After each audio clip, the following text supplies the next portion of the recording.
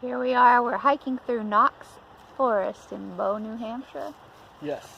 And Charlie is having so much fun. He cannot relax because there's so much activity in the forest.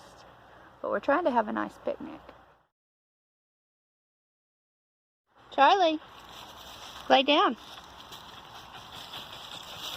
Good boy. Watermelon times. Happy summer. So our little picnic has turned into a bit of a book discussion about one of our favorite authors, Matthew Harffy, and his series, the Bernicia Chronicles. And Paul's going to tell us about when we first listened to the Bernicia Chronicles. It all started last October? 2 Octobers ago. 2 Octobers ago now, when we were on our way to Sleepy Hollow for the first time. For the first time, yes. And so we were up very late the night before. We were partying and listening to music and stuff. And I went to work. And that morning I had to work extra early because so that we can get on the road early. So I was very, very, very, very tired at work, and I needed a book to listen to while I was working, and I had just finished Bernard Cornwell's Saxon Tales, and I had heard of this series that looked very similar to Bernard Cornwell called the Bernicia Chronicles, and I knew Bernicia was like the northern part of Northumbria where like Bamber and Newcastle are, and I was like, oh, I'll check this out. It's about like earlier Anglo-Saxons, like fighting the Britons and stuff. Like, that sounds pretty rad. So I put it on, and I was just hooked, just by the vividness of it. Matthew Harffy's very like delightfully charming, but also epic kind of style of writing.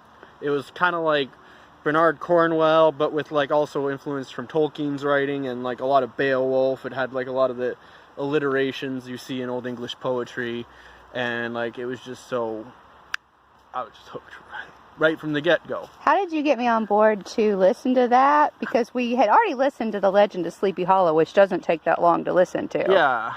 So what did you say? Do you remember? Well, we were on our way there. It's about a 3-hour drive from where we live on the way to Sleepy Hollow, and I was like, Emily, you gotta hear this book I checked out today called The Serpent Sword from the Bernicia Chronicles. And Emily wasn't sure. She kind of wanted to just Bernicia? Like, yeah. Well, I'm getting to that. So, at first Emily wasn't so sure. She was like, I kind of want to just, play some music, talk a bit. I don't know if I want to get into a book right now. And then I was like, no, you got to check it out. It's amazing. The Bernicia Chronicles. They're so good. And she was like, well, my granny's name is Bernice. I'll give it a go. Yeah, so she's like, when I hear Bernicia, I think of my granny Bernice. And it's kind of funny too, because later on, after we'd been listening to the books, she goes and tells her granny, hey, do you know that there was like a place in medieval England called Bernicia?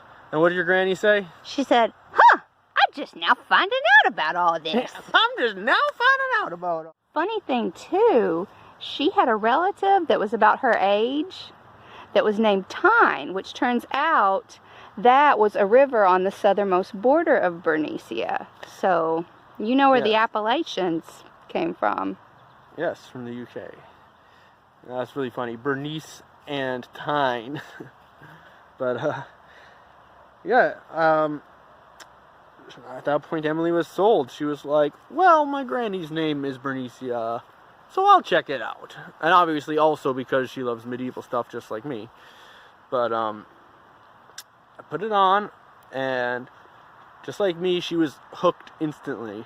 And the main part that really stood out to her that she really got a kick out of was like the first chapter where they're in the mead hall, and there's all these vivid descriptions of like the food there, the roasting boar on the spittle. Tankards full of mead. Yeah, tankards full of mead, everybody being all boisterous and debaucherous and getting their choice cuts of boar meat and a crusty loaf of bread to soak up the meat juices on your plate. Yes, and then wash it down with some more mead. Like, you hear that chapter where they're in the mead hall at Bebenberg, and you feel like you're there, and you can like smell the food cooking, and you can hear all the like the boisterous celebration, and like it's a phenomenal book series. Like all of them are.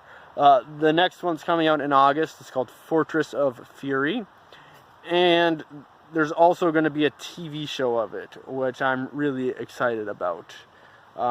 We just watched the trailer on Patreon.